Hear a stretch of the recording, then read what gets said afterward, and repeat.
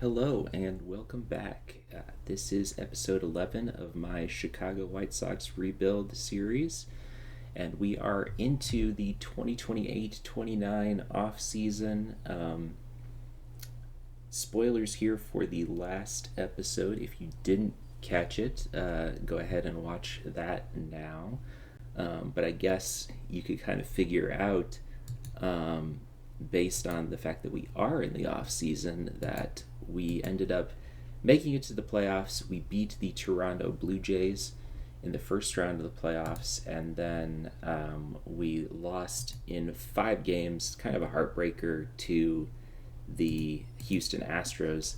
You can see the full playoff tree here.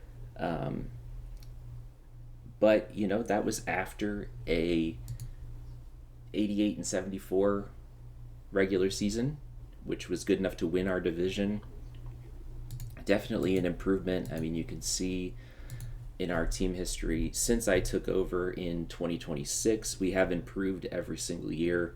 This is our first year making the playoffs since the shortened 2020 season. And before that, it was all the way back in 2008.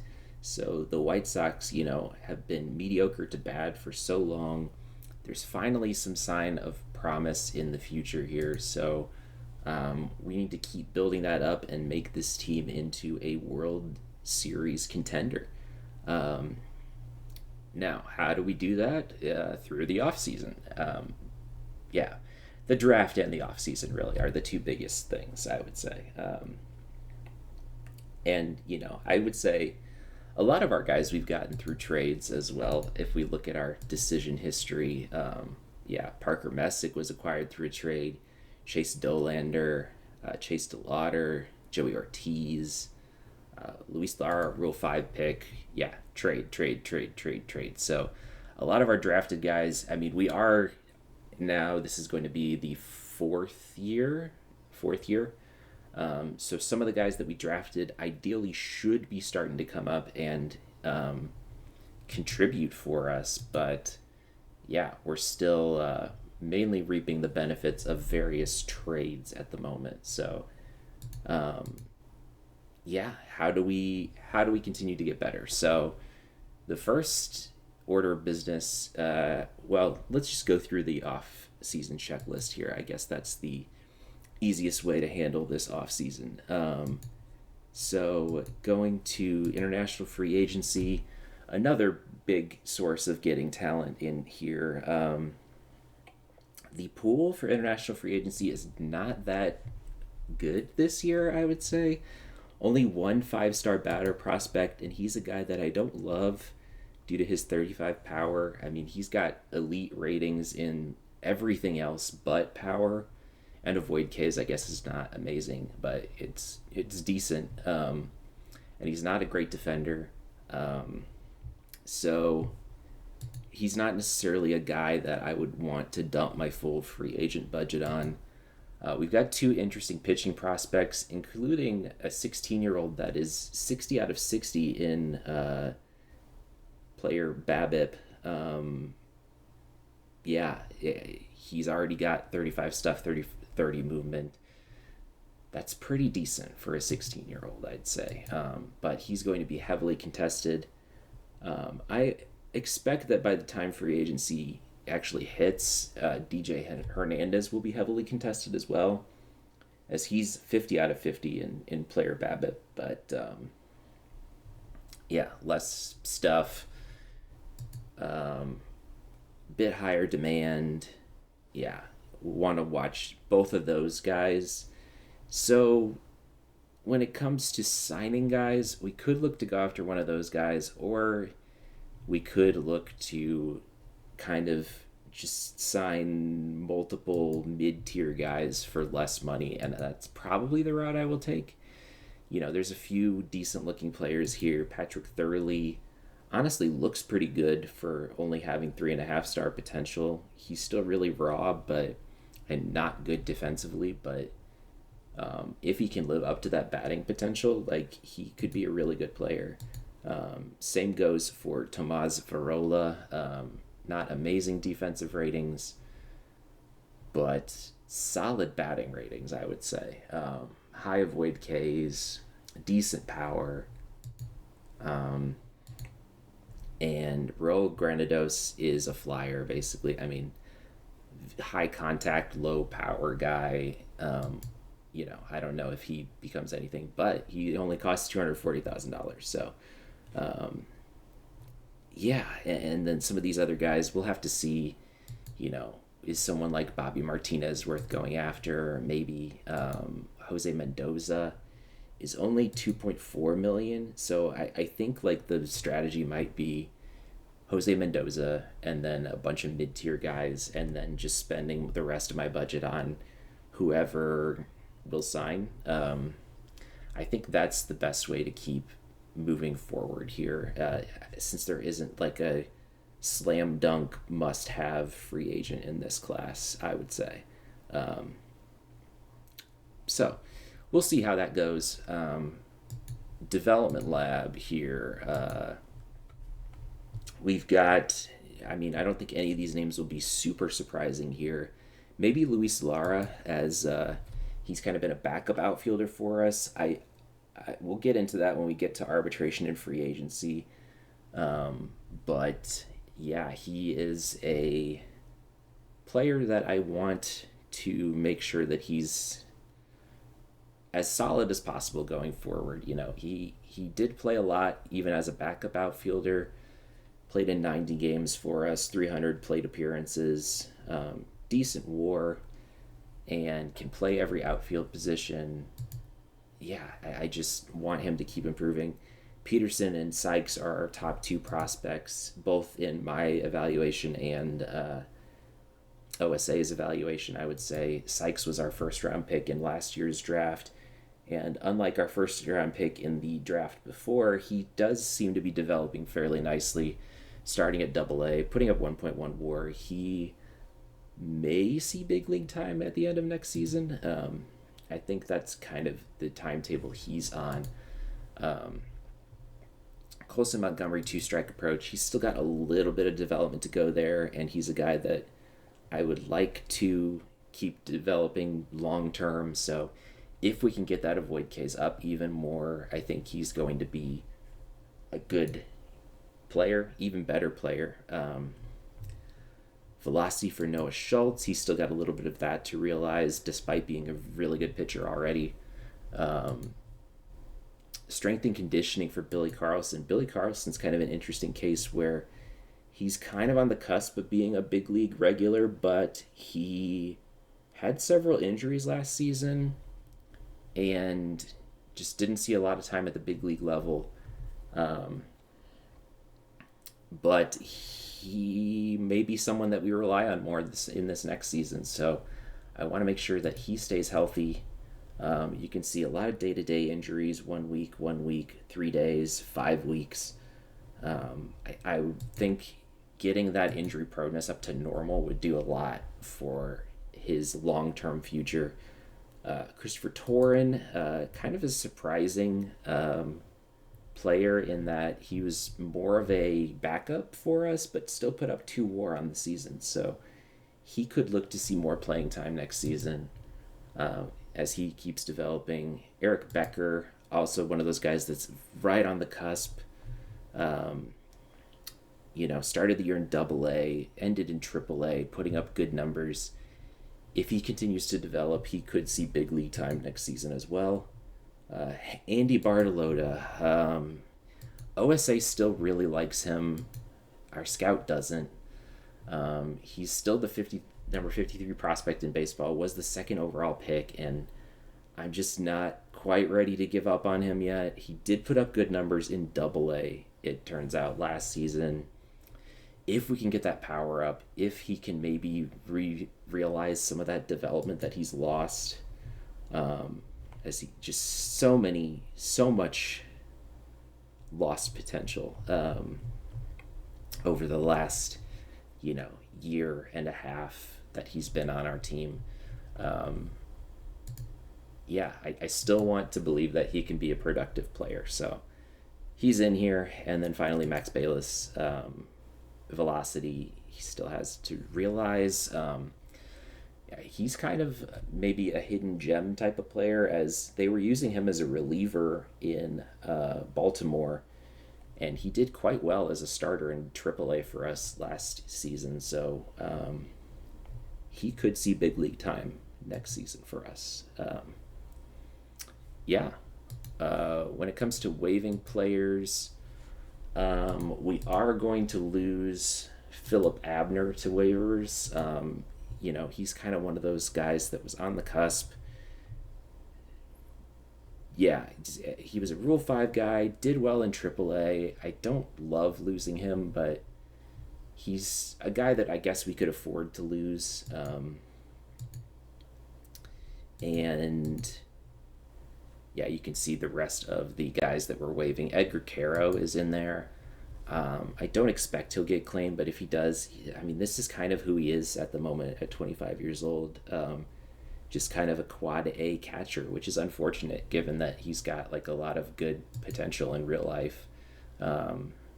We did claim Tyson Lewis. Noah Miller we acquired in a trade. More on that shortly. And then Christian Franklin, more outfield depth. Even though he's going to be hurt for a good chunk of the season. I mean, he'll be out till probably June or July, if everything goes well. But decent numbers in AAA, decent looking ratings, can play every outfield position decently well. So yeah, I don't mind that. I'll have to look and see if we can pass him through waivers or if he is a guy that will need a big league contract.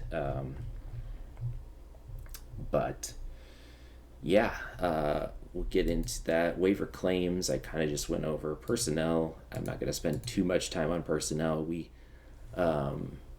promoted some guys from our minor league system to fill in our gaps at bench coach and first base coach. We're hiring a new GM. We're hiring a new trainer. The staff cohesion is not great, but hopefully that'll go up once we actually hire these guys. Some of these guys struggle with temperamental personalities. I think it should be fine. I think ultimately staff cohesion, as long as we're winning, they stay happy. So I'll just have to keep an eye on that. The talent levels look really great though. Like Teach, catcher, infield, outfield, running, all legendary or outstanding. So that is promising. And then I guess we'll show the trainer that we went after, losing OOTP legend Rick Jamison. Prevent leg injuries is poor, but everything else is average or better. With a lot of goods, excellent, outstanding in prevent arm injuries, which is important. I mean, that's, I think, the one you want to focus on the most, to try and prevent those pitcher injuries that will derail your season. And we have a lot of good pitchers that we want to stay healthy. So that is our priority. Arbitration and free agency. Okay, so we have a ton of guys that are arbitration eligible this year. And you may notice some missing names from this list. What I decided to do was Joey Ortiz, we traded to the Reds for Jay Allen II, who is a decent-looking AAA center fielder. Again, just more good outfield depth for us. He's still fairly young. He is fragile, which I don't love, but, we want that insurance because Luis Robert Jr. did void his last contract year. He will be a free agent. And right now, I have not made him an offer. I'm just submitting the qualifying offer. He wants $22 million a year. The qualifying offer is $23 million. So I think there's a decent chance that he accepts that. 1 second here. All right, sorry about that weird gap there. So he wants $22 million a year, which we can't afford. I mean, man, it's hard to get back in the swing of things after taking a quick step away. I was in the groove, and then my air conditioning kicked on, and anyway, Luis Robert Jr. He had an excellent season for us last year. He wants $22 million a year. The qualifying offer is 23. So it's kind of a win-win for us, I would say, if he, regardless of how he decides to go. I think there's a decent chance he takes the qualifying offer, in which case we get him for another season at 23 million. I think that's fine. He's 31 years old. He shouldn't really regress that much, I would think. And he's coming off the back of probably the best season of his career. Yeah, I mean, only his 2023 really comes close in terms of WAR. And his 2 seasons before that were very solid as well. So if he accepts it, great, we get him for another year. If he doesn't, we still have a chance to re-sign him in free agency. And if we don't, we get that qualifying offer compensatory draft pick. So an extra first round pick would be great. And we made that trade partially for Ortiz, partially to get more center field depth. That way we could have one of either Allen or Lara cover center field and I think be reasonably okay. Now, they won't be as good as Luis Robert Jr., but yeah, we have options at least at center field if he does decide to test free agency. So the other big trade that I made was swapping Brooks Baldwin to the Dodgers just for a haul of prospects, basically. Carlos Silva, really good looking Dominican pitcher. He's actually at ACL for us right now, which I think is fine. Yeah, he can stick at that level, I think. Still really raw, but good potential for a guy who's 28 years old and set to make $6.5 million in arbitration. Not a guy that I really want to sign to a long-term deal. He's been kind of, a solid piece of the last few years. It's kind of a shame to let him go, but, not a great season last year. He's been that utility guy for us, though. I want to give him a shout out at having the flexibility to plug him in at multiple positions has definitely helped out throughout this series so far. So shout out to Brooks Baldwin for that. Yeah, a lot of other just kind of mid-tier prospects. Noah Miller's 25 and can play second and short pretty well. Pretty mediocre offensive ratings, but we'll take that with the good defense that he provides. And then Samuel Munoz, put up great numbers in AAA last year and can provide decent defense at various outfield positions. So those are the 2 big trades. Most of the other arbitration eligible guys I've decided to re-sign. Anthony Kay is the biggest name that I'm not re-signing. He wants $6 million in arbitration. He was mainly a bullpen guy. Did make a few spot starts for us last year, but I think we can cover that with the players that we have. And I was just looking to save a little bit of money, I think. And so we may look to bring him back from free agency if he'll re-sign for cheaper. Mike Vassell was never coming back. Jake Mangum was not coming back. The rest of these guys, I do want to show here. I did decide to make some long-term offers, as we do have a ton of minor league contracts that I offered to, but mainly our pitching staff here. Shane Smith, a 5-year deal was offered. Okay. I thought I offered it. Maybe going to contract extension was kind of... Anyway, the offers for 5 years, $76.5 million. And yeah, the rest of our rotation, as he jumped to the top there. All right. Parker Messick and Chase Dollander, I made similar offers. The last 2 years are team options. Grant Taylor re-signing for $109 million, which is the biggest cost, but I think, he... that's kind of a weird glitch. I've never seen that happen before, but this is roughly what he's getting. 7, 12, 17, 20, and then the 2 team option years are for 25, which is a lot for a guy that is basically a reliever, but he just put up a 4-WAR season as a reliever, which is more than a lot of starting pitchers do. If he can keep that production up or even make some spot starts for us here and there, he can be a really valuable player, and I'm willing to pay for that. So what that means is we'll have a lot of guys locked in salary-wise for the next few seasons, but our budget's still... A lot of the 2029 hits, and I think I kept a lot of their arbitration numbers roughly the same, so our budget should still look pretty good. We still have a little bit of room to add guys. We're sitting at $14.3 million available right now, but that is with player development and scouting fully maxed out.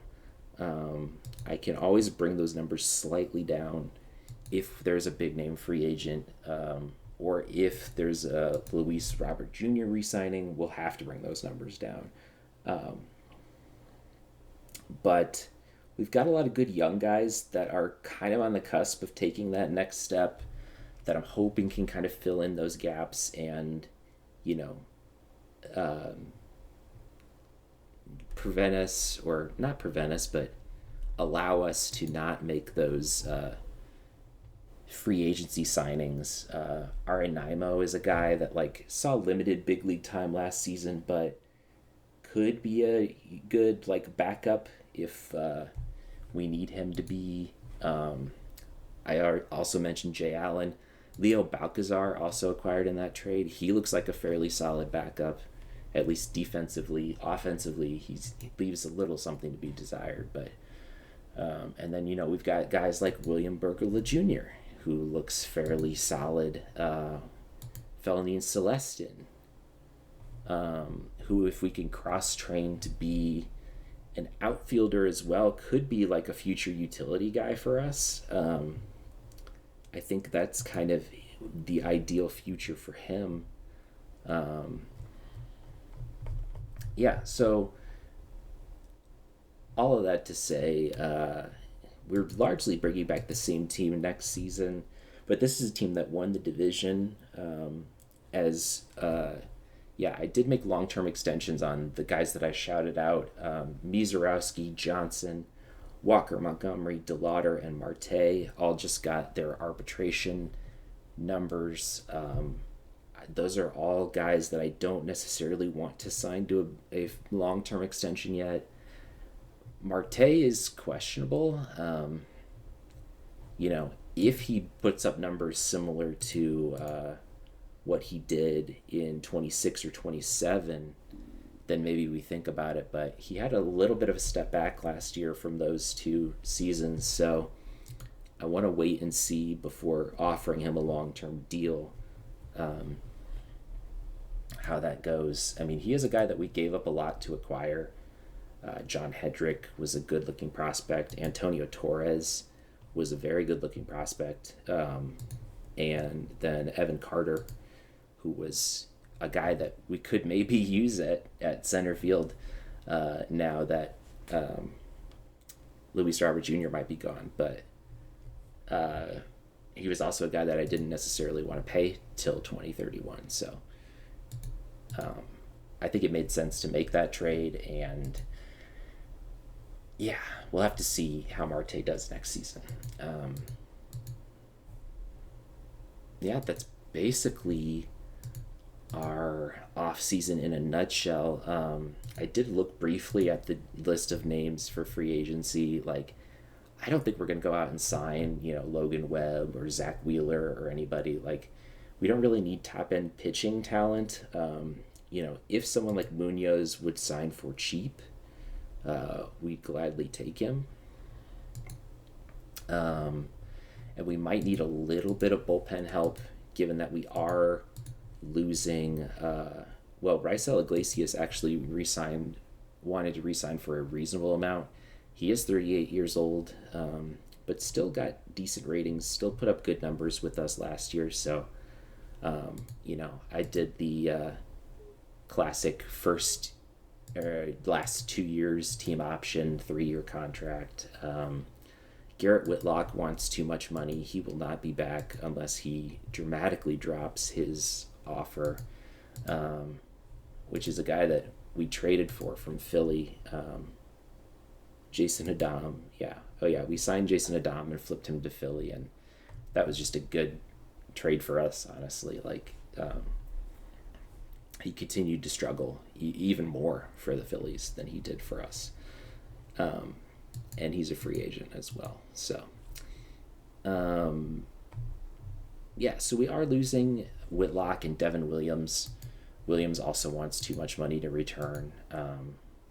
$8 million is not awful, but I think we can find better solutions out there in free agency to kind of fill those gaps. We've got several promising AAA pitchers too. Max Bayless could fill in potentially as a reliever. We've got guys like Takoa Roby, Hagen Smith. Youngerman looks like he could maybe be solid. We'll just have to see how the free agency signing goes. But next up, I think, will be the awards for this season. I don't know that we have many awards to kind of look out for.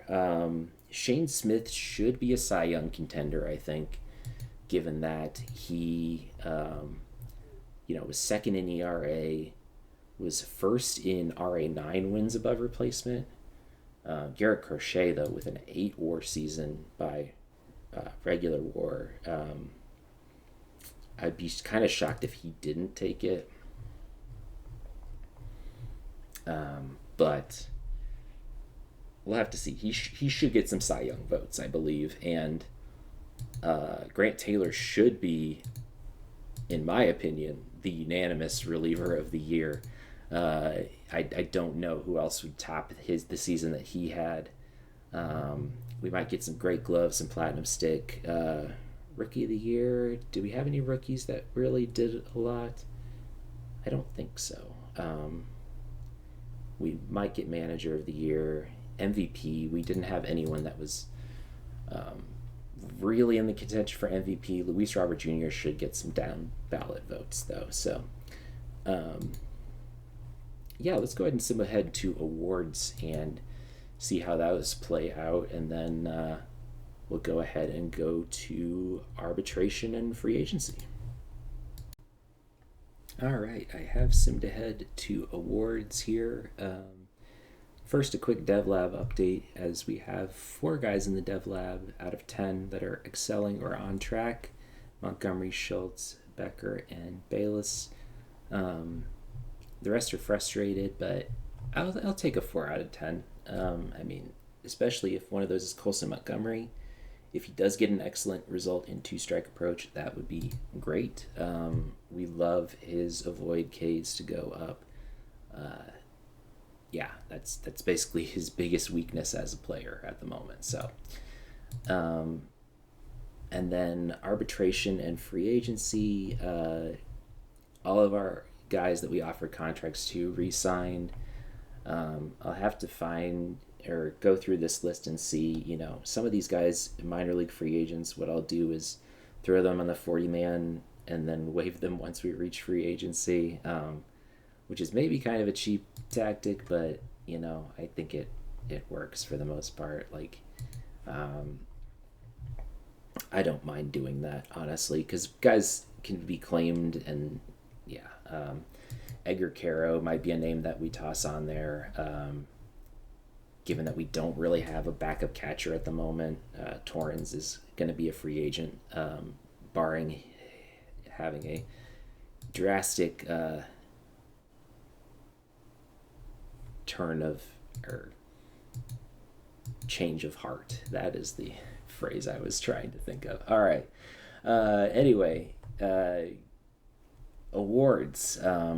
Somehow Josh Naylor wins Gold Glove award for us at first base. I mean, he wasn't bad at first base. He put up 3.1 ZR, but I mean, I think maybe his hitting had something to do with that. So sure, we'll take it. Varsho beats out Luis Robert Jr. 12.3 ZR. I mean, that's a pretty good defensive season.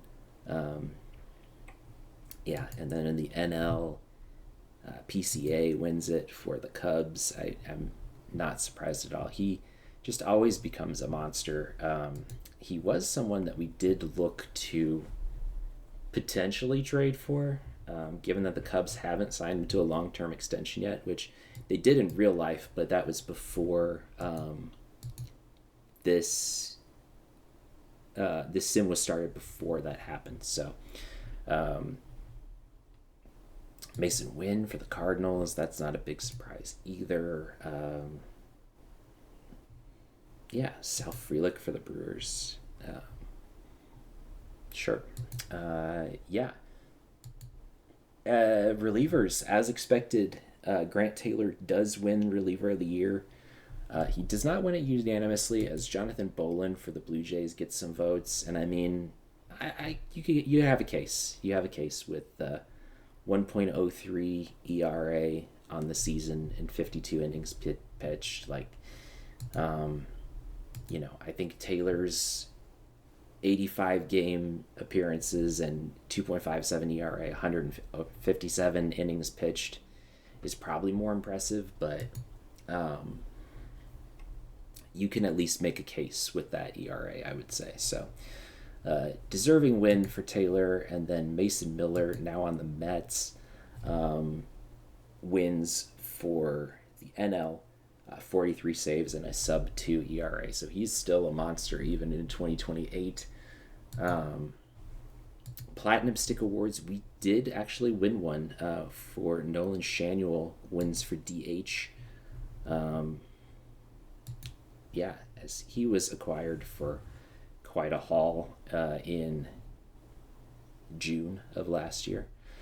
We'll have to see, ultimately what ends up happening with that. Truman Pauly was the biggest name we had to give up there. The rest were kind of quad A type of guys.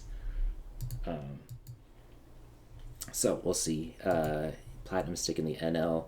I haven't looked at these, by the way, other than the ones that I knew that we won.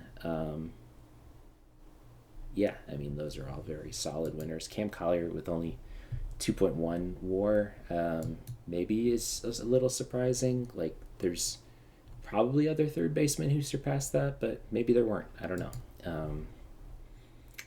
Mac Horvath won Rookie of the Year for the NL, 3.6 WAR. That's a very solid season, very solid rookie season. Was a Rule 5 draft guy. I don't know if he was a guy that we looked at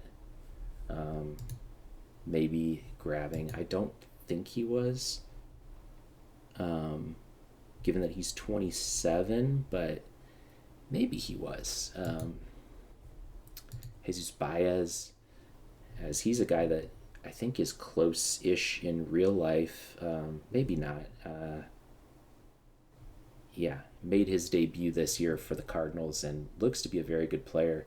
I think I tried to pry him away in a trade at one point, and they unsurprisingly did not go for that. Joe Espada won for the AL Manager of the Year.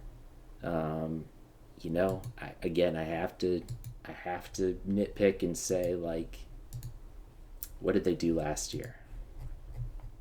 They went 86 and 76 and won their division, and they won 4 more games this year. So, like, Is that a better manager of the year than us, who went from an under 500 team to winning the division and making the playoffs? Like, or even Boston, who won over 100 games this year. Like, you could make a case for them over Houston as well. Like, yeah, they had a 20 game improvement. So I don't know.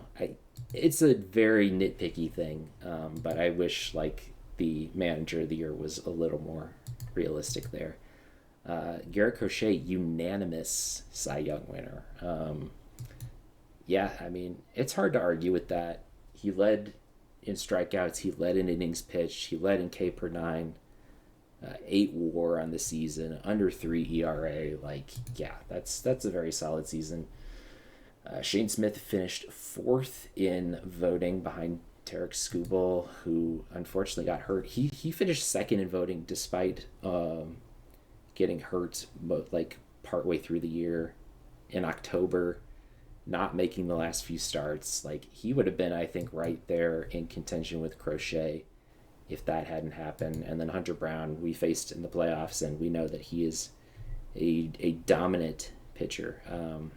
He shut us out in that decisive game 5. So Mackenzie Gore gets some votes. Grant Taylor got 1 vote down ballot for Cy Young. So good for him. And Paul Skeens wins in the NL. That's, again, not surprising. You can see all of the categories he led in there.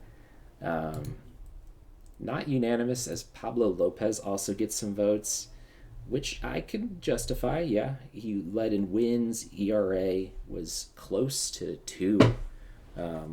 Led in WHIP. Yeah, that's a very good season for Pablo Lopez. Kyle Harrison. Casey Hunt is not a name that I would have expected to see on there. Yeah, and that was a trade. AL MVP, Gunnar Henderson, 8.2 WAR on the season. You can see all of these percentile ratings are in the 80s or 90s pretty much, the high 90s at that. Yeah, that's a very, very good season for Gunnar Henderson. That's an MVP worthy season. Junior Caminero gets some votes, hit 37 home runs.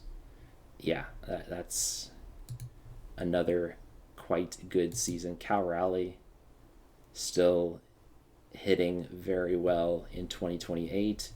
His contact and gap power have gone down a bit, I think, as he's age 31 now, but he did hit 46 home runs. So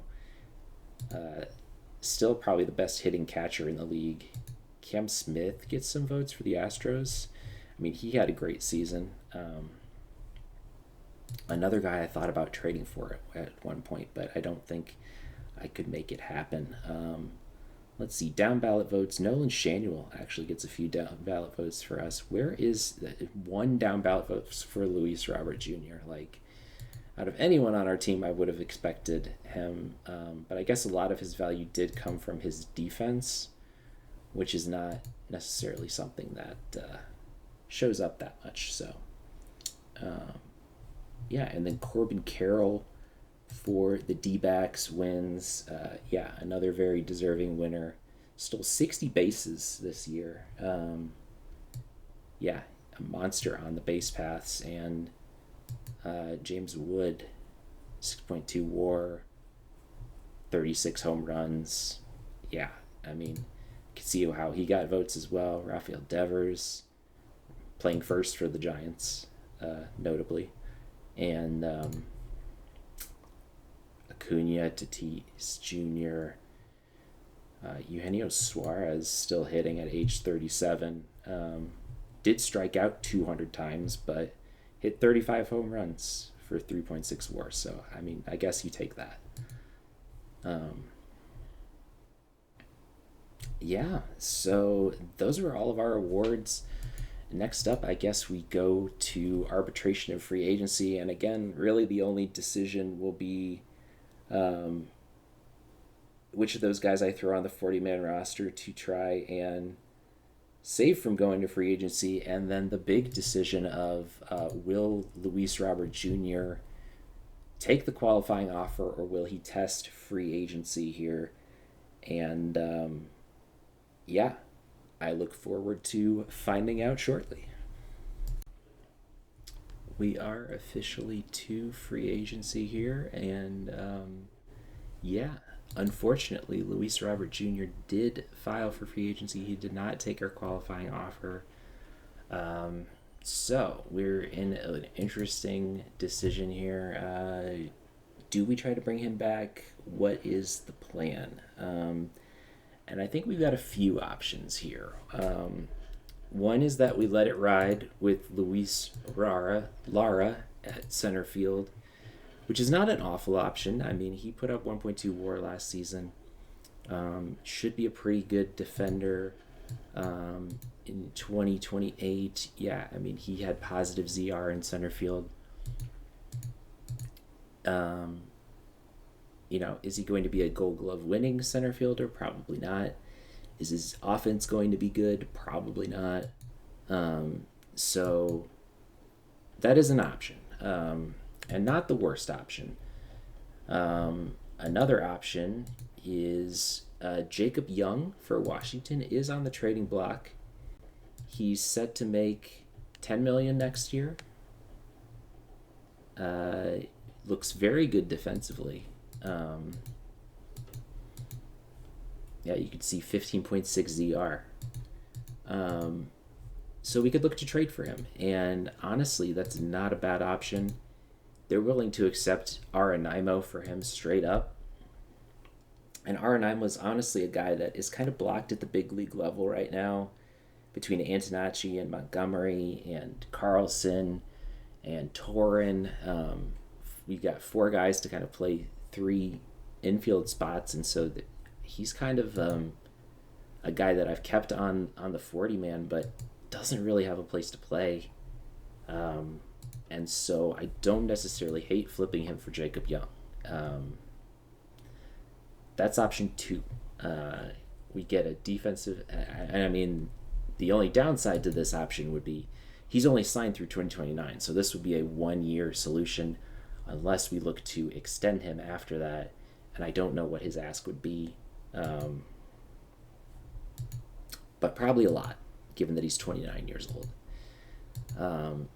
So option three, which is the option I'm going with at the moment, is attempting to re-sign Luis Robert Jr. He is fragile injury proneness now, which I don't love. But off the back of a 5 WAR season, I really would like to bring him back. His defense still looks good. The contract is reasonable. You can see the structure here. It's a 6-year deal, but the final 2 years are team options, so it's basically 20, 22, 24, 25, which is a little tight in our budget, but I think we can make it work. If it gets to be much more than that, if other teams counter offer and he comes back and wants more money, then we have another decision to make. We do get a comp pick if someone else signs him, so that does leave us open to explore one of the first two options, but right now we're going with option three. I do like option two. 10 million is not a whole lot to spend on a really good defensive center fielder. And we are a team that wants to win now, and yeah, I think he would help us do that. So yeah, in terms of our budget, I did have to finagle a bit. Dropped our player development budget down. This may go back up a little bit as we get closer to the regular season and we see like how much money I actually have. Same with scouting. I dropped down by about 10 million. And if anything, I may decrease scouting more and bump development up more, just because I think that does play a more of a role in how players develop. Speaking of which, quick development lab update. We're now down to just 3 guys on track. So, hopefully some of these frustrateds flip back to to on track, but we'll have to see. Still 2 to 3 months remaining on those.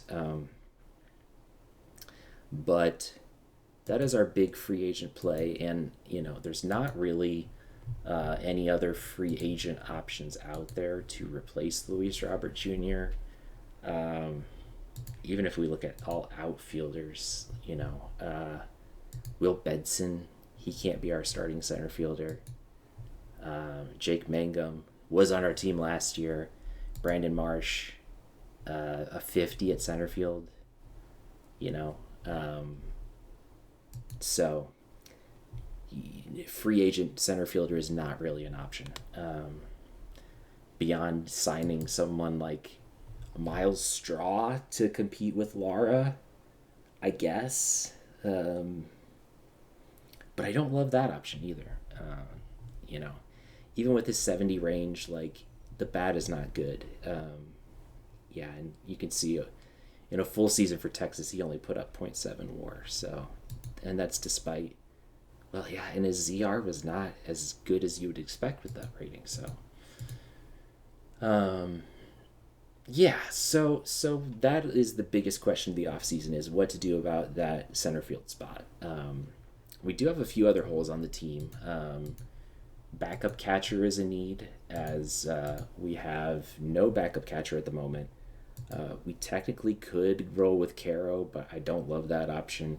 He's actually on waivers at the moment, as he's a guy that I did throw on the 40-man and then waived at the start of free agency. So we'll see if he passes through. He did one time, so I'm pretty confident that he will again, but not really a guy that I want to roll into a competitive season with him as our backup catcher, given what he's done at the big league level so far.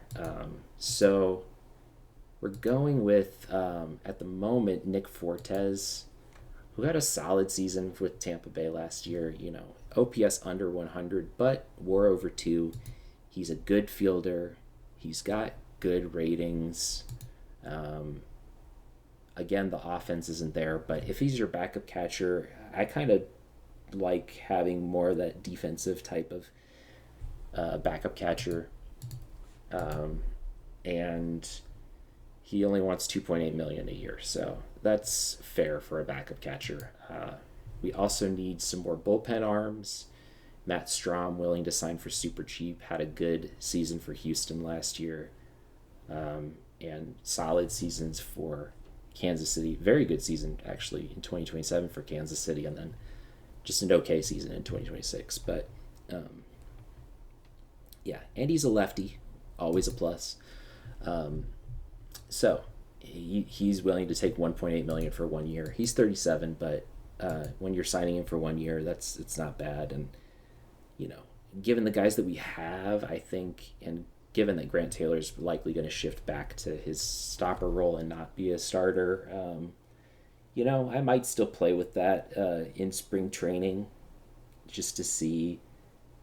I think I did that last year, and he put up awful spring training numbers as a starter, so I decided to use him as a stopper instead, and he won reliever of the year and put up 4 WAR. So I think that's probably how we'll use him again next year, but it's worth exploring at least. And then, one of these other guys loses out on a spot, but Liam Peterson, we need him to develop and be our ace sooner rather than later. So, and then one other wacky idea is that Billy Carlson, obviously very, very good defensively at shortstop, but doesn't have awful outfield numbers either. Like, making him a backup center fielder is not out of the question, just to get him more playing time, I guess, and to solidify us a bit more at the position. He should, with these outfield ratings, be a decent center fielder. Obviously you'd like to have at least 70 range, and his primary position is still going to be shortstop. But I don't know. I am kind of intrigued by that possibility as well. So we have a lot of like promising guys, and not you can only play 9 guys in the field at a time, right? So, well, I guess eight and a pitcher, 8 and a DH, if you're just talking about batters. Uh, so yeah, it's um, yeah, only so many spots to go around, and we have quite a few guys that are kind of locked into their roles. Like pretty much everyone who's starting here, outside of maybe Lara and Torin, I would say, are pretty solid at their position. Antonacci, I guess, did only put up 1.7 WAR, so he could split time with Torin. Colson Montgomery, I want to still be our everyday third baseman. Yeah, but we'll have to see. As he's still on track for his 2-strike approach, so good for me. Yeah, what else? I think that's basically it for free agency at the moment. We'll probably look to sign some more relievers as free agency goes on. We have tons of 40-man spots at the moment, weirdly enough. We're only at 26 of 40. So we definitely will be active in the Rule 5 draft. I don't know. I haven't looked yet to see how many players do we have to protect. There's a few big names in there. Tate Southseen is only 22. I'd like to protect him. A few guys in A ball, A plus ball, that are kind of on that borderline. Yeah, I'll have to do a deeper dive into our minor league system. Lots of guys with 2.5-star potential. So yeah, we'll definitely have to take a look at that and see who's worth protecting. We have 14 spots on the 40-man right now, minus whoever comes in free agency. So yeah, we'll have to see how we want to fill those.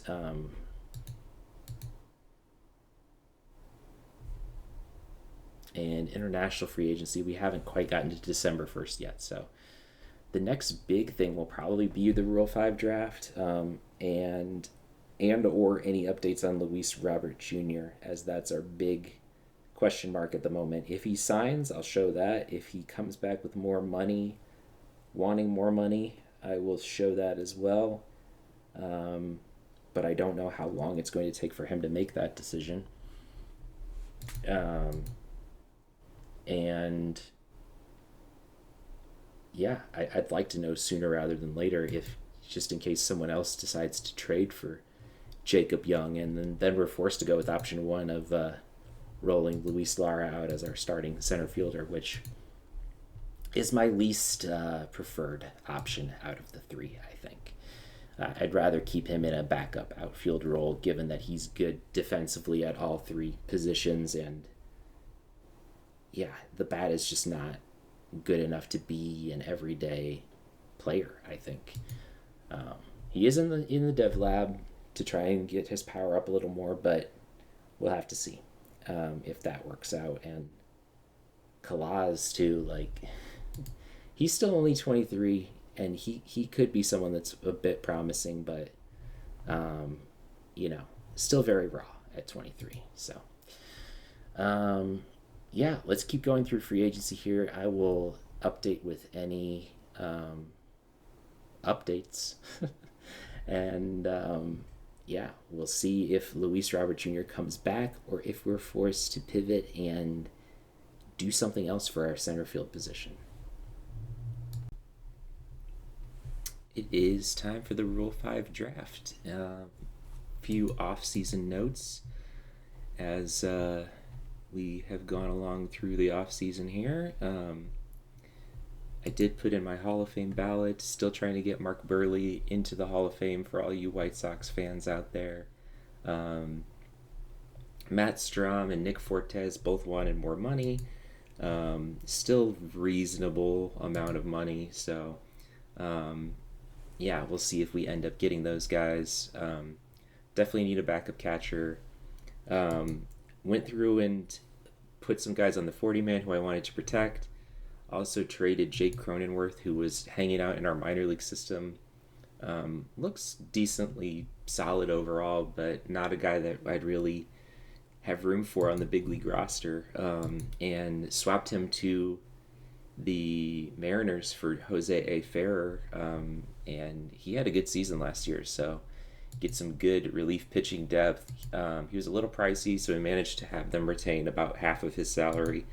Um, yeah, and this is where our budget looks at the moment. This is with the Luis Robert Jr. Contract still in there. He's still has not received any counter offers, so we are in the front. We are the front runners for him. Yeah, and for the Rule 5 draft, I have shortlisted a few guys that look interesting. Jake Mangum is not really in consideration, I would say. I think he was on my default shortlist, yeah. So let's go through pitchers first. Actually, let me go through the 40 man and highlight who I decided to throw on the roster.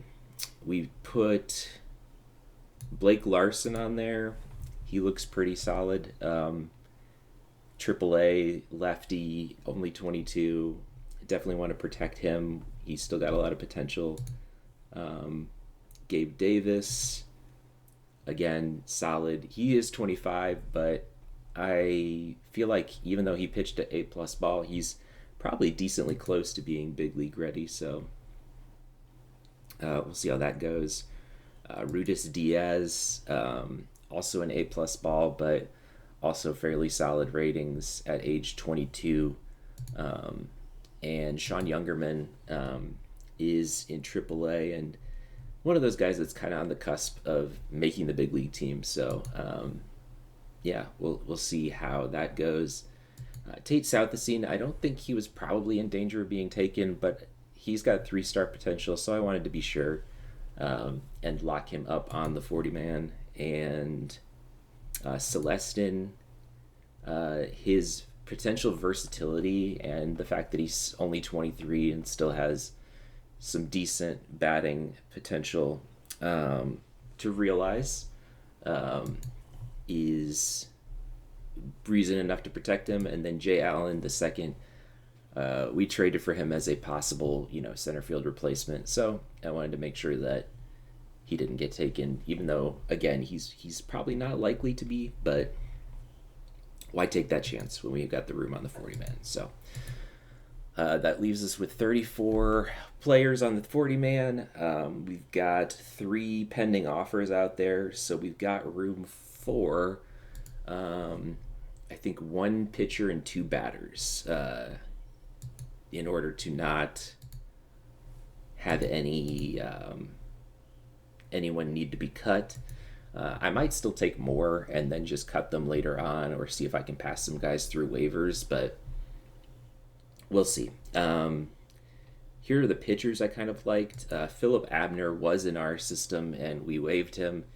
He was claimed by Cleveland, but yeah, I mean, he looks like a solid pitcher. We originally got him through the Rule 5 draft, I believe, so it would be kind of funny to get him back in the Rule 5 draft this year. Kyson Witherspoon is also intriguing. He's a guy that could potentially come out of the bullpen. He's got captain personality, high work ethic, and IQ, which is always nice. Is only 24 and put up good numbers at AAA. So, if he continues to develop a little bit, he could be a very solid, long reliever or even spot starter for us, I think. And Christian Fauch, really solid numbers in AAA, and I think even better ratings than Kyson Witherspoon. Yeah. So just looking at them side by side, he's got slightly higher current ratings and potential ratings, so he would probably be a little higher on my board. He did just turn 25, but yeah, he looks like a solid reliever.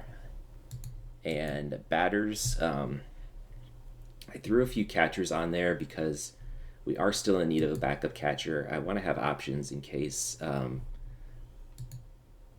Why can't I remember his name? Nick Fortes doesn't work out as our backup catcher. Um, you know, I would like to have options. So Aaron Parker was a name that looked interesting. He's 25. He put up really good numbers in AAA. His defense is not amazing, but if he has good offense, then I could maybe live with that. And he's got captain personality, which is always a plus. Leo Bernal is almost the exact opposite. I think I've had him in several sims in the past. I know he's a good defensive catcher. He's got pretty decent hitting ratings, is only 24. Um, and then there's Seojun Park. Um, yeah, high work ethic, baseball IQ leader, decent defensive ratings, and decent hitting ratings, and decent stats at AAA. So, um, he's just kind of the all around option there. And then let's see. These other guys are some defensive guys first. Fabian Lopez is definitely a defensive first guy, but the 75 range is intriguing, even with the low hitting ratings. Starlin Nunez can play multiple positions and did put up 1.8 WAR at AAA with decent hitting ratings for. He's kind of a good all around option, and he's only 23, which is very intriguing to make him a potential backup on this team. Adrian Santana, I know, is a name that's come up multiple times in Rule 5 drafts. He is a guy that I believe, yeah, I drafted him in my other series, the expansion Oakland A's, if you want to check that out. He was one of my top expansion picks and ended up being a really good shortstop for us for a long time. So he's kind of got a place in my heart for that. And Will Taylor is another guy that can play multiple outfield positions. Bat looks decent. I wouldn't want him as my everyday center fielder, but he looks like he could be a decent backup. So, and then some other guys that looked interesting. Arnaldo Lantigua currently has 60 power and decent other hitting ratings to go along with it. His defense isn't awful for like a corner outfield spot.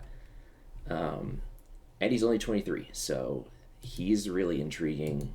Eric Bitanti put up 2.7 WAR, has good power, has good hitting ratings. Not really great defense, but he could be a first baseman somewhere, or maybe play third. Yeah, I think I went over everyone that is interesting here. So at least 3 of these guys we want to draft. Let's get into the Rule 5 draft. And we don't pick until 24, which, by the way, the draft lottery was also rolled, and we are obviously not in it, but Angels get the number 1 pick, and we don't pick until 31 this year. Suffering from success are the Chicago White Sox. Yeah, maybe we'll get a comp pick for Luis Robert Jr. We'll see. Still remains to be seen. Our backup option, Jacob Young, still is hanging out on the Nationals too. So, as far as I know, he's still on the trade block. Yeah, I think that's still a decent option as well. Anyway, let's get into the Rule 5 draft and start the draft. I don't have a ton of guys that I think are likely to be drafted here, so let's see. No one is taken. Adrian Santana was taken, along with Cade Winquest. So out of all these guys, who do I want the most? Yeah, I guess I'll take a batter first. Probably should be one of the catchers, I guess. Although I do like Lantigua. Lantigua looks really interesting in terms of a guy that could play a decent backup and then maybe develop into something more. Um, he's very intriguing. And then the pitchers, I liked Fouch more than Witherspoon. Hmm. Yeah, you know what? Let's go with Lantigua here. I just really like his potential. Um, and then Nathaniel Lowe, taken by the Dodgers, or taken from the Dodgers by the Padres. Not a lot of Rule 5 picks this year. I will take Fouch next.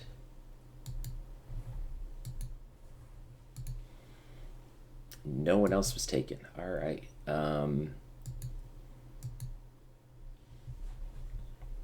I think we take a catcher next. So it's between Bernal and Park and Parker. Who would you choose? Let me know in the comments.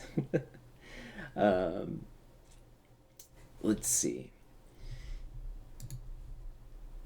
I think I like Bernal, just because he's got the most potential to grow still, while still providing good defense. Um, yeah, let's go with him.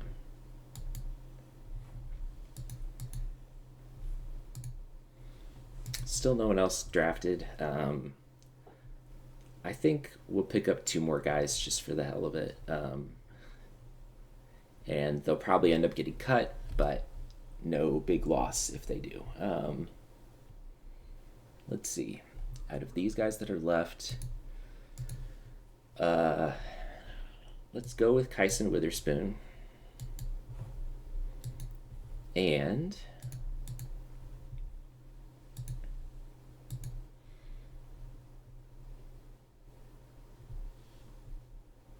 let's do an infielder. Oh yeah, I did like Starlin Nunez. I did like him. Let's go with him. Okay. And that'll be the draft. And yeah, not a very exciting Rule 5 draft this year. Um, there are a few guys on waivers as well. We did put in a few claims. One on Caden Bodine, who again looks like a pretty solid potential catcher, potential backup catcher. And Johnny King, only 22 years old. So we'll look to maybe bring him into our system. And I think there was one other name, Brendan Little, who the Orioles waived, and he's due to make $3.3 million next year. But if you look at his stats, he had a really good reliever season. And the season before was solid as well, despite his low control. So I'm willing to take a chance on him. Yeah, for $3 million. He's also a lefty, so yeah, I don't mind that at all.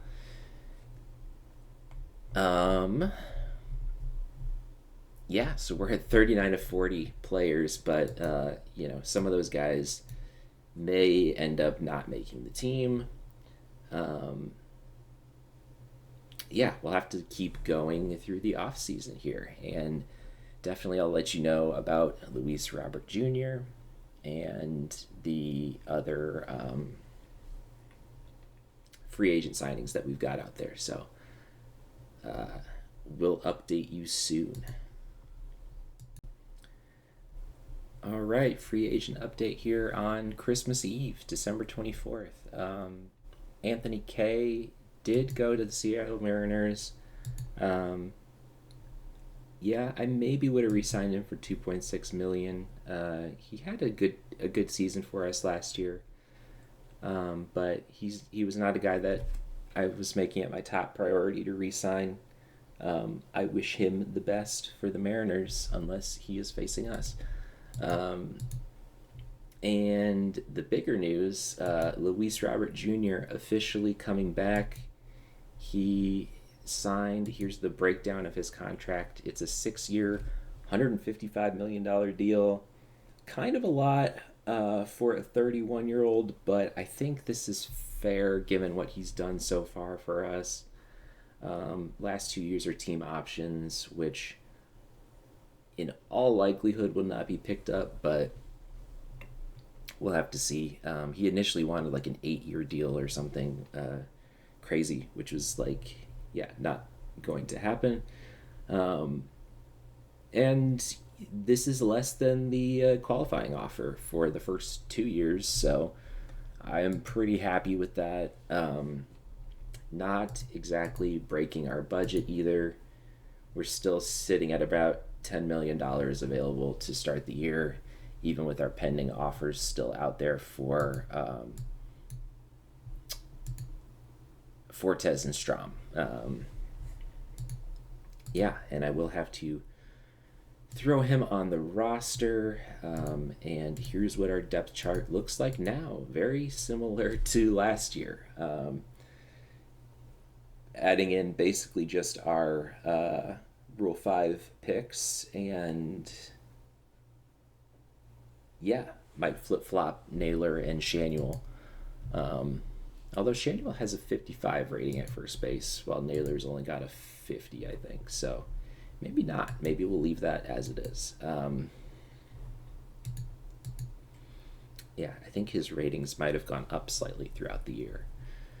But yeah, that's the biggest free agent update. Our 40 man is now full, so if we sign those guys, I'll have to either pass them through waivers or let some of our Rule 5 guys go, or see if I can pass someone else through waivers. I don't really know who that would be. I think Kyson Witherspoon is probably the first on the chopping block.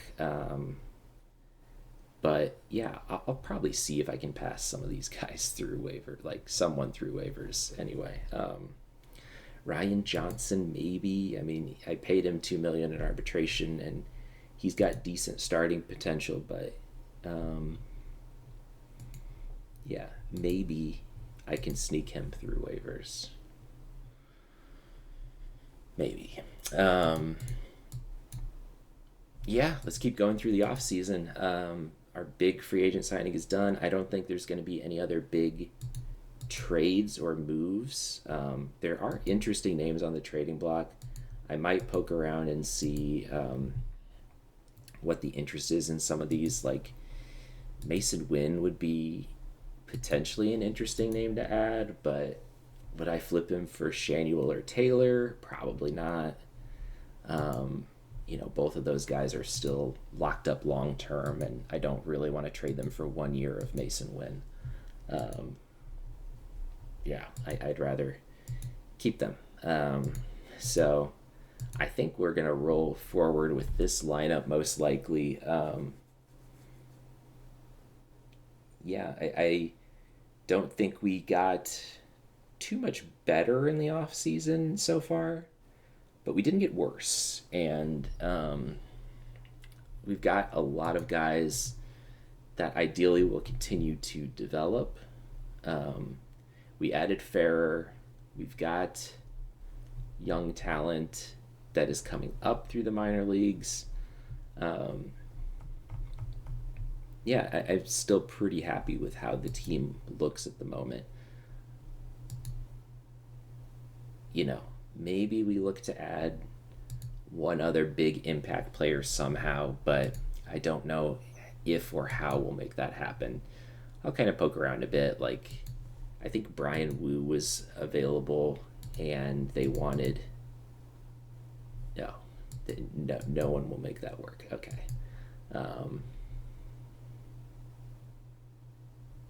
Yeah, I'll have to look around and see. All these guys are on like expiring deals, so does it even make sense? Like, I don't think we need to go out and trade for a starting pitcher, given that our starters were excellent last season. We had the second highest starter ERA, and we just locked a bunch of these guys up long term. And we've got Liam Peterson, who, in an ideal world, takes that next step this year and starts moving towards becoming that ace potential that he potentially has. Yeah. So I'll definitely let you know if there's any more movement, trades, whatever, in the off season. We're down to only one guy on track now, and it's Andy Bartolotta. Okay. Hopefully these guys pick things up here in the development lab. But yeah, in case you want to see what our budget looks like, here it is. We're projected at 145 million next year. Not all of that is guaranteed money, but a lot of these are arbitration jumps for guys that I just signed this year. Guys like Ryan Johnson may not be back. Noah Schultz I didn't actually lock up long term. And he might be a candidate for that once he reaches arbitration. So, and then it jumps to 183, 190. So we'll have some budget balancing to do in the future, I think. But at the moment, we're good. That is a problem for future me to solve, I suppose. Let's keep going through the off season, and I'll let you know if any developments happen. Okay, brief update here. We are into the preseason, which also means that we are into international free agent signings, and I did decide to pivot from my original strategy. DJ Hernandez, I don't know, I just really like how he looks. Just very, his stuff, movement control, all are 30 or above. He's durable. He's got high baseball IQ. 70 stamina. Nicknamed Noma for some reason. I think this is a guy that is clearly the best player in this class. Like, if you look at the rest of the free agents here, I don't know if any of them are guys that I would consider. Well, Juan Campos looks okay, but don't love the BABIP there. And I think, the batters didn't wow me exactly. Gutierrez doesn't have power.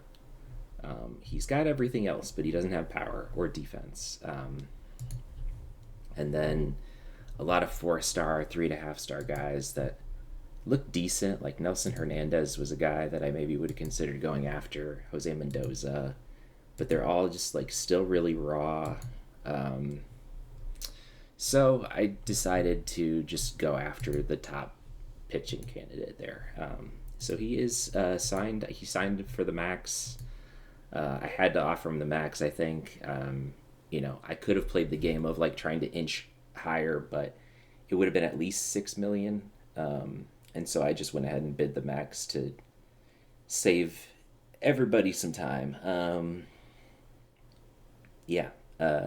So hopefully he develops into another good pitching candidate for us, but still very raw, still 16.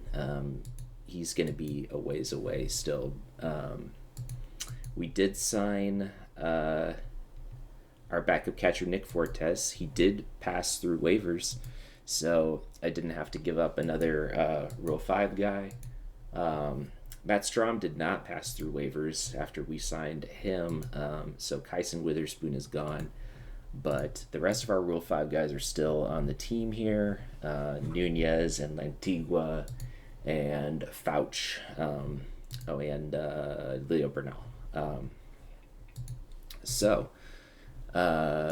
Been putting in waiver claims. A few guys that just passed through waivers and hanging out in AAA now. No one that is really oh my God, I can't believe they put him on waivers. just some decent looking guys. Hall of Fame voting results, if you care about those.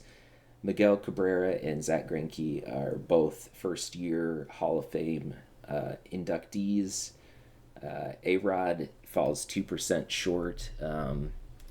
Remember, steroids do not exist in the OOTP universe, so just based solely on his stats, he probably deserves to get in. Yeah. And Mark Burley, look at that sad look on his face. You want him to be a Hall of Famer, you guys? Come on. Yeah, he is still well short of the 75% needed in his ninth year of eligibility. It's looking very unlikely that he'll reach it, but I'm still going to try. And past that, like, I don't know if there's any other big White Sox names that will be coming up in the near future. But, if this series goes long enough, maybe we can see guys like Luis Robert Jr. make the Hall of Fame. Hopefully, maybe. I don't know. He probably hasn't had a Hall of Fame worthy career yet, but maybe Liam Peterson develops into an absolute monster and wins like 5 Cy Youngs. Who knows? Anyway, we're into preseason. I don't think there's going to be too much else interesting here beyond signing some guys to minor league contracts, just filling out some depth here. Probably the next thing I will show on camera here will be spring training and see where things kind of stand as we head into that. In case you're wondering about player development, we do have one player on track, 2 players on track now. One of them is Liam Peterson, which is encouraging. Hopefully he stays that way. And then Eric Becker. But the rest of these guys, like Colson Montgomery is right there, just needs a little bit more to get back to on track. The rest of these guys could certainly reach it still in the 4 to 5 weeks that remain in their programs. No one is like on the borderline here where I would have maybe considered taking them out, but yeah, let's keep the off season rolling along here. Did poke around a little bit for trades, but again, still not seeing a lot of interesting names out there that I'm really like,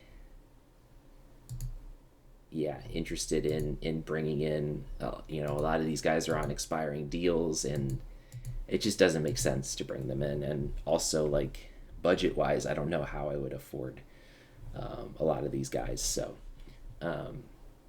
we'll probably roll into 2029 with roughly the same team that we had last year, with a few small additions and changes. But let's keep going through the off season here. Okay, we have made it to spring training here in the off season, and some good development lab updates here. 5 of the 10 either were successful or outstanding. Colson Montgomery 2-strike program, his avoid Ks is up to 45. Love to see that. Noah Schultz increased his velocity from 95-97 to 97-99, and that should make him a better pitcher. That's encouraging. His stuff is up a little bit, I think, and potential stuff and current velocity. Pretty exciting. Eric Becker, outstanding generate bat speed program. Trying to cross train him at second base in preparation for, he's going to start the year in AAA, almost certainly. But I want to, cross train him at second base so he can, kind of fill in around the infield if needed. Maybe even get him some outfield time potentially, so he can kind of fill in multiple spots. Maybe be our Brooks Baldwin replacement, I guess.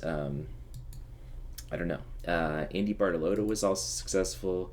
Still keeping up hope that he will be a productive player. He'll start the year in AAA. Still have hope for Andy there, and Max Bayless also increased his velocity. He will probably also start in AAA as a starter to keep trying to improve those ratings. And he's close to being big league ready. I think with his stuff at 50. I think his stuff might be slightly lower as a starter. Let's see. Yeah, 45 as a starter, but um, anyway, he's getting close. As far as our spring training roster, we're gonna roll out with this rotation here. Obviously, Smith, Schultz, Messick, and Dolander. Those guys are pretty locked into those top four spots in the rotation. Liam Peterson, I'm not 100% will start in the big leagues this year. I think we'll see how he does in spring training and kind of evaluate. We may pull the old, like, send him down to AAA for a month and call him back up. But, if he does particularly well, he is still rookie eligible. So we could, want him to be eligible for, like, Cy Young or Rookie of the Year awards. And we'd get comp picks for that with the prospect promotion incentive. So, we're going to do whatever makes the most sense to help our team win games, I think, regardless of, like, service time for him. But it is something to keep in the back of my mind, I guess. And Hagen Smith, he's still only 25 and has a little bit of potential left to realize. He did not pitch particularly well in 3 starts in the majors last year, but he'll get the 6th starter spot right now in spring training. We don't really have too many guys that can fill in that starter spot right away. I mean, Blake Larson is a guy that is going to start in AAA, but could maybe fill in as a starter sometime. We did bring in guys like, not Brendan Little. Who am I thinking of? Drew Anderson, who was a passable starter for Baltimore and Detroit. Ideally, would not want him starting games for us, but there are worse options out there. And then, we could always throw in Taylor or Mizorowski to potentially start games. Those guys both. Taylor has fallen to 35 stamina, which I don't love. But that's still, like, right on the threshold for maybe being able to start some games. I mean, he'd only be able to go like 70 pitches deep, but in an emergency, I think both of those guys could potentially fill in as starters. Tanner McDougal is also a guy that is just like, he was a top prospect for us at one time and has just kind of hung around in the minors, not really doing anything, like putting up decent numbers, but never making that leap to, like, fulfilling his potential, I guess. Jackson Wiggins is another guy that, as a starter, he's got 2.5 star overall and potential, and could also, spot start some games, I think. And he filled in a little bit for us in 2027 with decent results. So, he's another guy to keep an eye on. So, we'll have to see who ends up getting that 5th spot. That's probably the biggest, question mark going into spring training. I think the rest of our lineups are pretty set. I guess our infield is not, like, completely 100% set. We do have. I'm trying out the Billy Carlson experiment of cross training him at center field, just because I don't know. We obviously have Luis Robert Jr., but his outfield ratings are good enough to play a passable center field. So I'm gonna try it. Why not? I don't know if he's ready to be our everyday shortstop yet. We'll see how he does in spring training. And, then we've got Montgomery and Antonacci and Torin all fighting for spots. Like, I mean, it's got to be some combination of those guys. Carlson, like, he's put in time at AAA. Like, is this his year to be our starting shortstop? I think we'll see coming out of spring training. But we're going to cross train him at center field because I think it's fun. And because we've got plenty of capable guys that can play the infield. And so that might be another potential opportunity for him to get more playing time is as a backup center fielder or something. Given that, like, Marte and DeLauder can't really play center field. Like, I don't, with 60 range and 40 or 55 range, I don't really want either of them playing center field. There is Luis Lara, who can play all three positions pretty well.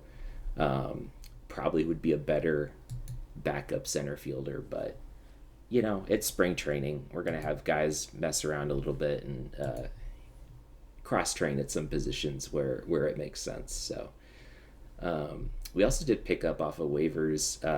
The backup catcher spot, I'd say, is still somewhat up for grabs. Nick Fortes, we signed to a big league deal to be our presumptive backup catcher, but the job is not necessarily his, as we've got Leo Bernal, who was a Rule 5 pick.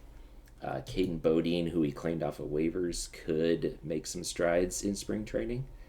And then there's Kadeem Dia, who is not a great catcher, but is intriguing as a catcher slash backup outfielder. He's another guy who we got off of waivers and will probably start in AAA, but maybe a name to watch. Yeah, and then our dev lab for training, lots of defense, mostly prospects, Eric Becker and Ryan Sykes, who is down. Ooh, I didn't notice that. He's down now to a 2.5 star potential. Come on, you guys. He's following the Bartolota path. I don't love that. Yeah, lots of potential loss. Like, these guys are supposed to be safer picks, so they're not gonna have as high of a potential necessarily. But it's still really discouraging to see them lose all their potential, like, within 6 months of drafting them. Yeah, I mean, he was a 4-star player when we drafted him, potential, and now is down to 2.5 stars, which is basically exactly what happened with Bartolota. So anyway, he's still only 22. He's got room to grow. So we are definitely not giving up on him, as we are not giving up on Bartolota. Improving his outfield defense, I think, would go a long way to boosting those ratings up a little bit. And then we've got Lantigua, who is increasingly, like, he got some stat boosts in January. And I see you, Lantigua. I'm recognizing that he probably deserves a spot on this team somewhere. So I'm hoping, like, with an outfield boost, like, he could be a backup outfielder for us after putting up good numbers in AAA. Like, I like that 60 power. Like, he looks pretty solid for a 23-year-old. Ideally, we would want him in AAA, but as a Rule 5 pick, we can't really do that. So, and then Bartolota, we're going to keep trying him. A lot of our starters that are still, like, somewhat young, DeLauder, Antonacci, Montgomery, Teal, and then Celestin and Lara, all in the dev lab to improve defense. Yeah, and I haven't looked to see what our preseason predictions are yet. So let's see. Ooh, they have us finishing 79 and 83. That would be a disappointing season. We won the division last year. I would not expect us to take a step backwards. Yeah, and I think we keep moving forwards here. I disagree with your prediction.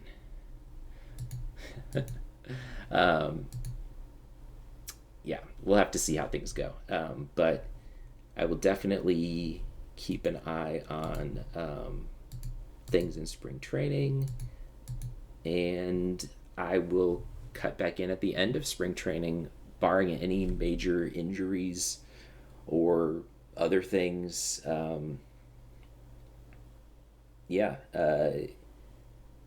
we'll show at the end of spring training what our opening day lineup for 2029 is going to be. So stay tuned for that, and I'll be back with you shortly.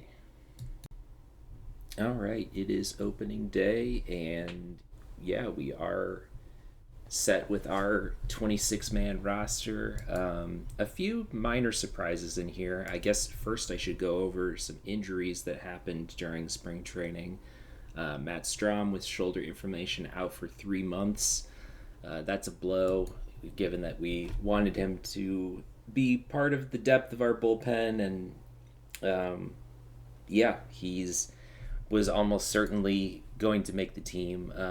So that opens up a spot for somebody. And Christopher Torn also, put up 2 WAR last year, is out for 3 weeks at the start of the year, which also potentially opens up a spot for somebody. He's listed at third base because I was cross training him in the off season to try and, make him a more well-rounded infielder, I suppose.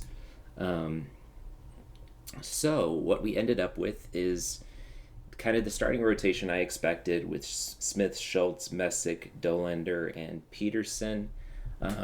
You can see the spring training stats here. All of our starters struggled in spring training, which is not a great sign, but also, it could be worse, I suppose. Yeah, it is spring training. Hard to judge off of that whether that will, yeah, and see. So after projecting us to go under 500, now they're projecting us to go 96 and 66. So I don't know, like that seems maybe optimistic. I don't know, that might be something in between those is probably a more realistic goal. But winning the division, I think, should definitely be our goal this year. We have the newly acquired Jose A. Ferrer as our closer. We had Ryan Walker in that role last year. His ratings have dipped a little bit. He is 33, so I'm moving him to the setup role just to kind of offset that. He still should be a good reliever, but we'll have to see how things go. Right now, I think I would trust Ferrer more in that closer spot, just given their ratings and what they both did last year. Of course, Bezarowski and Taylor, both stoppers. I had Taylor working the 7th and close game last year. I'm just going to have him do 8th and close game for right now, just because his stamina is down a little bit. I don't know if I can have him working that many innings. I mean, maybe I can. We'll have to see. But yeah, with just 35 stamina, both those guys are going to be in the pen to start the year. And then Walker, we discussed already. Ryan Johnson, Brendan Little, and Rysel Iglesias is our middle relievers. Brendan Little, notably, we acquired off of waivers from Baltimore. We do pay him $3.3 million this year, but he projects to be a good left-handed pitcher. Didn't give up any runs in spring training, so he actually makes the team over Eric Miller, who really struggled in spring training, 9.39 ERA, despite being very solid for us last year in, only 12 innings, but 12 very good innings, and he was pretty good in the playoffs too, from what I remember.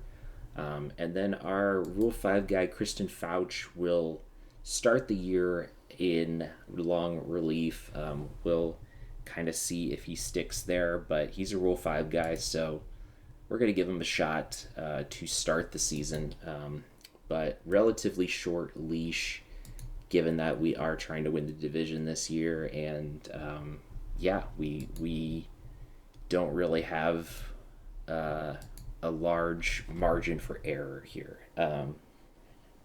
You can see the spring training stats for our bats here.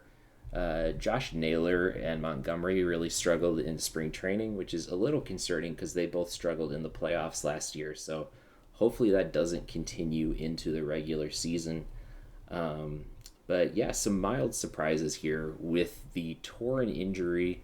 That opens up the door for Arenimo and Carlson. Carlson will start the year as our starting shortstop, and Arenimo is our fill-in utility kind of guy, utility infielder, can play multiple positions and play them well. And he had a good spring training, so he deserves to make the team, as does Arnaldo Lantigua. Up to a 3-star potential now. That just happened, I believe. Hasn't even been reflected in the scouting report yet, but I'm intrigued to see what he can do. Intrigua by Lantigua, if you will indulge my very lame joke there. But yeah, he's a Rule 5 guy that I think deserved to make the team, given the strength of his spring training. Our other Rule 5 guy, I guess I should show this. We had a few trades throughout spring training. Christian Moore, longtime backup slash AAA, quad A kind of guy. He's been up and down a few times throughout the last few seasons. Was out of options. Swapped him for Zahir Hope, who projects to be a pretty solid backup infielder. I think he'll start in AAA, but if we have any injuries, he would be a name that potentially we would watch out for. And also taking a flyer on this guy who was in Dominican ball for the Dodgers as well. Who else? We also traded Starlin Nunez was our other Rule 5 guy, and he really struggled in spring training, and I decided I'd rather have Arenimo over him. And even though Arenimo has options, I flipped Nunez for Ethan Conrad, who's 24 years old, but still has a bit of potential left to fulfill. We'll see how he does with that. I'll have to come back here to go over these after I go over the rest of the roster here. So those are the interesting battles, as is Nick Fortes making the team as our backup catcher, at least to start the season. Leo Bernal was a Rule 5 pick who was kind of the other person in contention for that role. He has been sent back to the Cardinals. The rest of the lineup should not be that surprising. Teal starting catcher, where he had a really good spring training. Hopefully he'll carry that in the rest of the year. Shanuel at first, Antonacci, Colson Montgomery at third. Carlson is our starting shortstop. Chase DeLauder in left. Luis Robert Jr. in center. Marte in right field. And Naylor at DH, where he has regressed a little bit as well. His contact and power both dropped, which is not what you want to see. But he did put up strong numbers last year, so he will get the start at DH, but that may age poorly. We'll see. And then against lefties, Fortes gets the start over Teal, who's not particularly good against lefties. If you look at last year's stats, Fortes was actually quite good in against lefties. 135 OPS on his way to a 2-WAR season. So really good potentially backup situation there for Teal, who is below average hitter against lefties. He is a left-handed hitter. That makes sense. Um, we're also getting Lantigua some starts against lefties here in place of DeLauder, who does also not hit lefties very well. So, um, yeah, and then Aranaimo also getting starts at second over Antonacci. Despite struggling in limited time last year, I think it's a good opportunity for him to get starts in there, and yeah, all those guys still playing every other game as well. So that is our 26-man roster for opening day. I don't think. Oh, I should go over. Yes, the um, development lab results. Most exciting one is Eric Becker, who, after getting an outstanding result for his infield defense, is now a 4-star overall or 4-star potential prospect who is on the cusp of being major league ready. We could look to see him at some point this season, and he looks like he's good enough now where he could play a passable shortstop, which is exciting. And we cross trained him at second in spring training, and he will continue to play there at AAA. While hopefully some of these batting ratings continue to rise. Um, yeah, he's a prospect to definitely look out for. He could make an impact for us this year. Andy Bartolotta also had a successful result. We haven't given up on him. He's starting the year at AAA, so keep an eye on him. Colson Montgomery's infield defense improved. All these ratings were less than 5, but every little bit helps. He's also our backup shortstop to start the year, so we want him to be as good as possible defensively. Um, let's see, are there any other big name? Max Bayless is up to a 5-star potential now after some very good increases in the offseason. So another name to watch out for. He could be a guy that gets some big league time this year, either as a reliever or a starter, depending on what we need.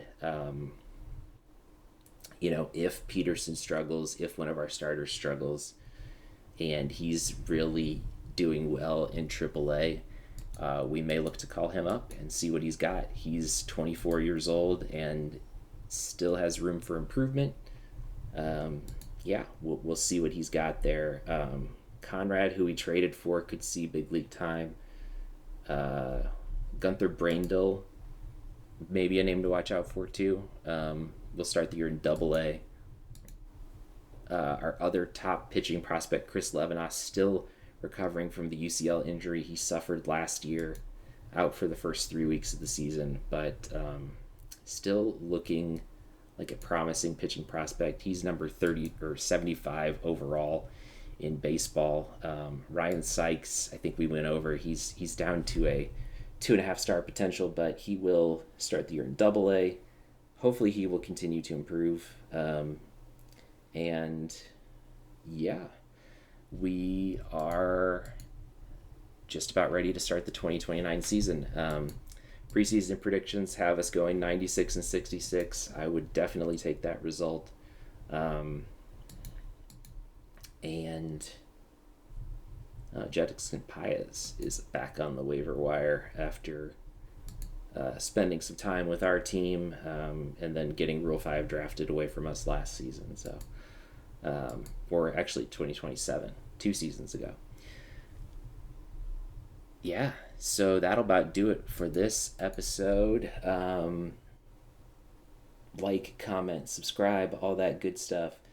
And hopefully this season goes well. We've got a few kind of question marks up in the air, like Billy Carlson being our full-time starting shortstop to start the season. How will he perform? Will some of these top prospects continue to improve? And, I guess Also, one thing I haven't really talked about much was bringing back Luis Robert Jr. the right move, as he's down to just 2.5 star overall in potential. I mean, he hasn't lost any actual ratings, but yeah, you don't like seeing a decline regardless. He did have a good spring training, and he was good in the playoffs last year, so hopefully that continues into 2029. But yeah, thanks for watching, everybody, and hope to see you next time. Take care.